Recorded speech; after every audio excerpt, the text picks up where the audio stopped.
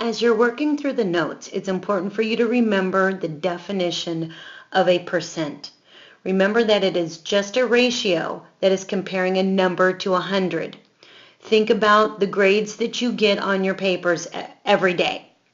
If you get an 86 on your paper, that's 86%. And that's saying out of 100, you got 86% correct. As you work through the following problems, make sure that you write down each example and the rule or pattern in order to express the percent as a decimal. Express 84% as a decimal. If you get an 84% on your paper, you know that that means it is 84% out of 100, and you write it as that fraction. We also know when we see a fraction like this means that's 84 divided by 100. So that means our rule for expressing a percent as a decimal is to divide by 100. If I divide 84 by 100, I know that 100 cannot go into 84, so I'm going to have to make sure to put my decimal down. Add my 0. How many times does 100 go into 840? That's 8 times. Gives me 800. And I subtract. I get 40. Bring down my 0. And I see that 100 goes into 400 4 times. So 84% is equal to 0.84 or 84 hundredths. I can also use the shortcut. In 84%, I know my decimal point is here. If I look at 0.84, I know that that decimal place moved over to the left 2 places. That is because we are dividing by 100. So you are going to divide by 100 or move the decimal 2 places to the left.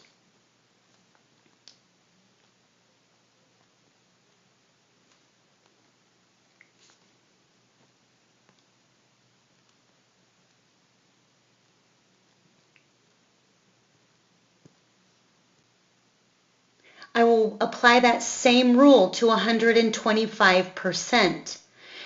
This is saying 125 divided by 100. When I divide by 100, I take that 125. There's my decimal place. I move that decimal place over 2 spots, and my answer is 1.25 or 1 25 hundredths. I'm going to apply that same rule again to a number that's less than 1. So 0.24% is saying the same thing as 0.24 being divided by 100. If I take 0.24 and I move the decimal place over 2 spots, I have to add in the preceding zeros. My answer is 0.0024 or 24 10,000ths. Now it is your turn to express these percents as decimals. Write them on your paper and solve. The next examples are going to show you the rule for expressing a decimal into a percent. So we are going to do the exact opposite procedure. Remembering the rule again about percentages. Percentages is comparing a number to 100.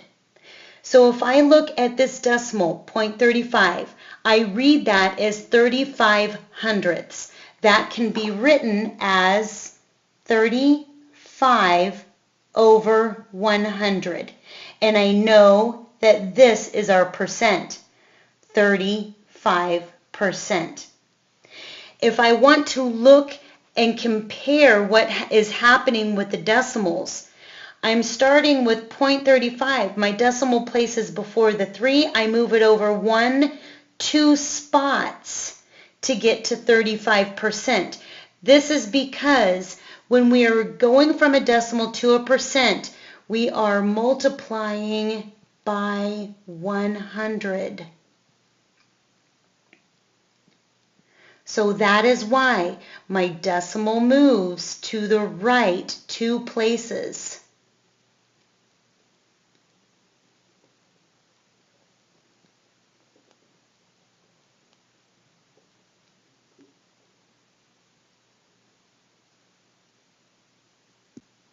Using that same procedure on a number greater than 1 is the same thing. To change a decimal to a percent, you are multiplying by 100. So therefore, my decimal place is going to move over 2 spots.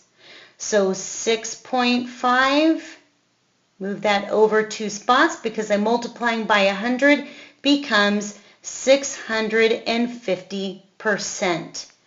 This makes sense because I have 6 wholes. That means I have 6 times 100 is 600, and half of another whole, which is 50. So that gives me my total of 650%. Keeping that same pattern to change a decimal to a percent, for a decimal that's less than 1, I simply multiply by 100, and my decimal place is going to move over 2 spots. So 0.0068, move that decimal place over 2 spots because I'm multiplying by 100. My percent is 0.68%. Now it's your turn. Express each of these decimals as a percent on your paper. We're now going to look at examples of how to express a fraction as a percent. Remember, again, looking at our definition for a percent, we want that fraction to be out of 100 because that's what our grades are on our papers. It is the percentage out of 100. So keep that in mind when you are converting your fractions. I have the fraction 7 out of 20. I know that my percentage is that we want it to be out of 100. So how does 20 turn into 100?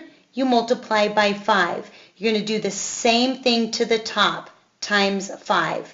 So 7 times 5 is 35 out of 100, which equals 35%. Now it's your turn. Express the fraction 12/25 as a percent. Make sure to write it on your paper. Keep these notes. Make sure to turn them into Mrs. Rios so she can see that you are ready for your retest.